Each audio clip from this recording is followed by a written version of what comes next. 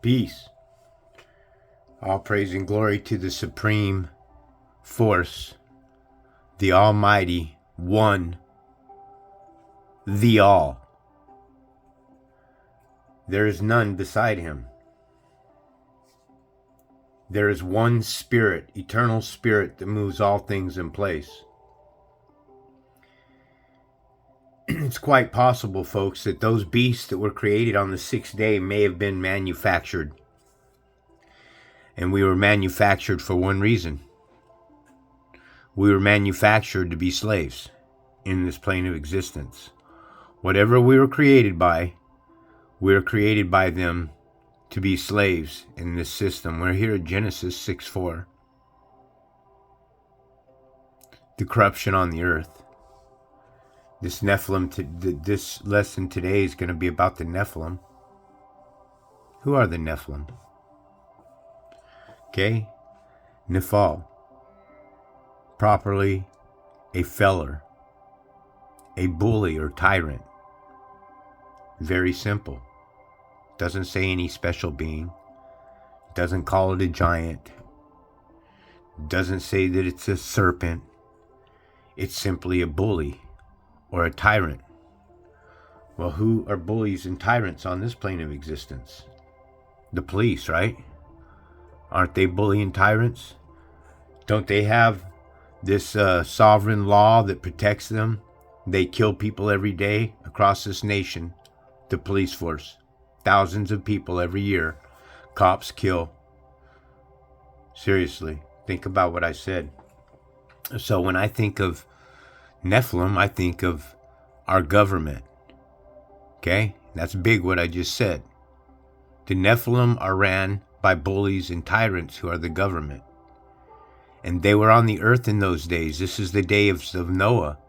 And after as well. So the Nephilim have never been gone. See what I'm saying? If they were on the earth in those days, and this is after the flood, then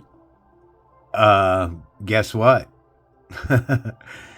Then they're here. They've always been here. They weren't wiped out. Somehow, if the flood story exists, then they were everything was supposedly wiped out. It was wiped from the face of the earth. Everything that had the breath on it was supposedly, other than 4 family members, were to be wiped off the face of the earth. So, the spiritual creator, you think seriously, the spiritual creator, the one that created, would seriously wipe off everything on the face of the earth and save but 4 family members, Noah and his family? And while we're on this chapter here about Noah and his family, all of them that got on the ark, wouldn't you imagine that everybody that got on the ark spoke one language? All served one God? And if a God is one God, then where did all these other gods come from? Well, it had to come from the ark, right? No. Because Noah's Ark can't possibly be for real. Hold on. Here we're taught that Noah's Ark, and you know, it's kind of funny when you look at some of these pictures and stuff. Why? Because they're pretty much cartoon. Okay? When you look at it, it's a cartoon, and that's what it is. You have all these depictions of the ark, and that thing wouldn't have even floated, man. That thing would have capsized. But my point here, when you look at this, is they're cartoonies.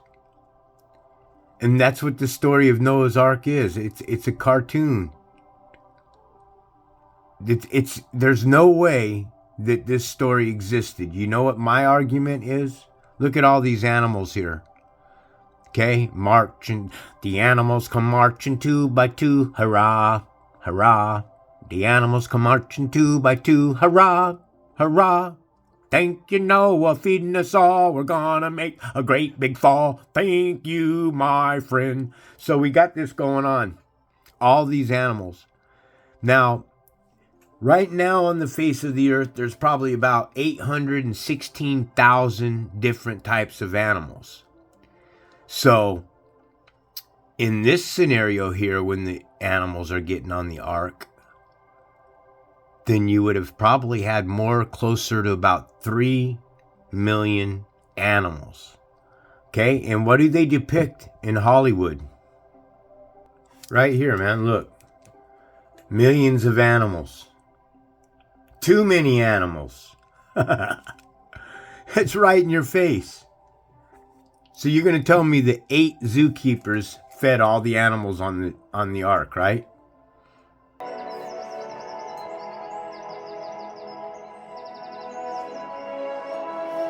Approximately 100 years passed after Noah had finished the boat, and all the hard work had paid off.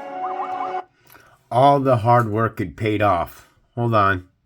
God told Noah, "You and your family are to get on the boat and all the animals.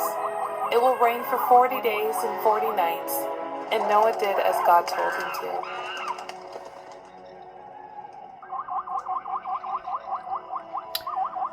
Let's take a look at that. That, my friends, is called a mass undertaking. So let's just say that it's true. And magically, all the animals marched 2 by 2 to Noah's Ark. Okay, here's where my problem is. How did 8 zookeepers take care of 3 million animals? Kaboom! Story done. Over. Crisp. Okay? Now, I've been looking for the last half hour for a particular scene, and I just can't find any of them. And it's really strange to me that you can't. Most of the Noah's Arks today that they scene cuts are all of the one with, who is it, man? The guy that did Gerard, I think it is. Yeah, I think that's his name, Gerard. Can't think of his last name right now. Give me 1 second. So, guys, I'm looking for a particular scene, but this one here kind of made me laugh. I think you might find this kind of humorous. This is, I guess, some pirate ships that made... This must be the Nephilim here.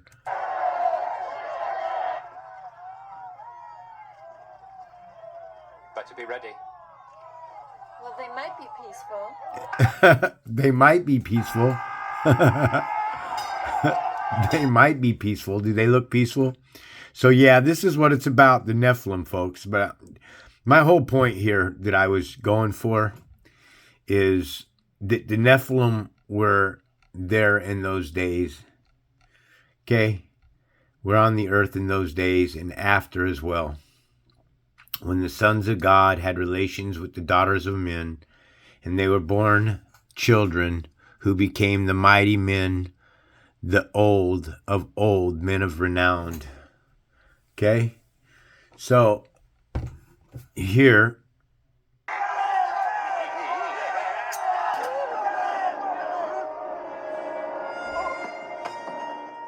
I'm always being cheated out of what's more.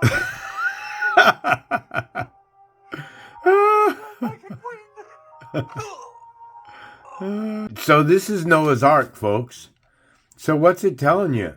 It's telling you that the Nephilim were there in those days and also after, right? So this would probably make more sense that other people made boats too. That maybe they knew. You have to start coming to some kind of conclusion here as to how 8 family members could feed millions of animals. So let's just say that they were capable. It's funny even hear myself say that because it's not capable. But let's say that they were capable of feeding 3 million animals. As I said, 8 family members. That everything was wiped off the face of the earth. Now, a lot of stories are that the animals that were brought aboard were little baby animals. Okay, they weren't adult animals, so they didn't have to eat as much food. It's garbage. It's a garbage story. Even if they were able to feed the animals, the problem is they have to also the animals would have became domesticated after a year.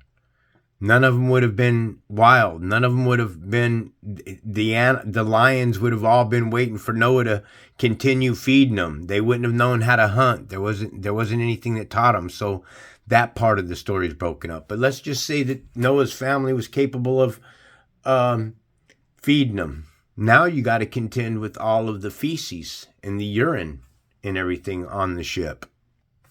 Okay, so here we're going to go with this low end here. 12 to 15 gallons an elephant goes pee. Down here it says an elephant goes pee. An elephant can urinate as much as 42 gallons in one go. I don't know if that's true or not. That sounds like an incredibly... I mean, that's like... Come on, that's like almost a 55-gallon barrel every time the thing goes pee. No, that's a lot of urine, folks. If an elephant... You know how much fucking piss would have been slushing around in the bottom of the boat of the ark with all of these large animals, these rhinoceroses and giraffes and camels and elephants and just all these huge animals dropping 12 gallons, going to the bathroom twice a day, 2-3 times a day, 50 gallons, just so much urine on it, folks. Well, so what's your point?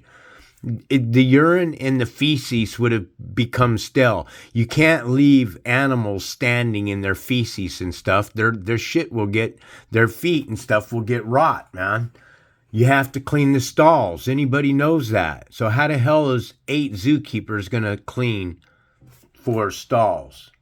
This is why the Nephilim were on the earth in those days and after as well, because Noah's Ark is a sham story. It's the same kind of story as believing that Jonah was swallowed by a whale and regurgitated 3 days later on a beach. It's the same thing as believing that Paul talked to a donkey on his way to Damascus.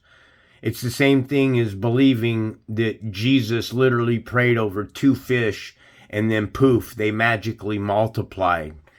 These are allegories and stuff. So what I do is I point out the common sense issues. I'm trying to bring you back to common sense thought. So now we know that Noah and these Nephilim were always existing. They've never been wiped off the face of the earth. They've always been here.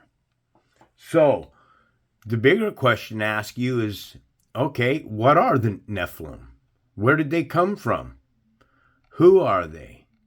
Okay, now, I don't know how many of you, I don't have a lot of information about the Anunnaki, but I kind of looked to see if there was any names in the Bible at all about Anunnaki. And there wasn't a name Anunnaki in the Bible, but as close as I could get to it would have been the Anak, which are Anakites.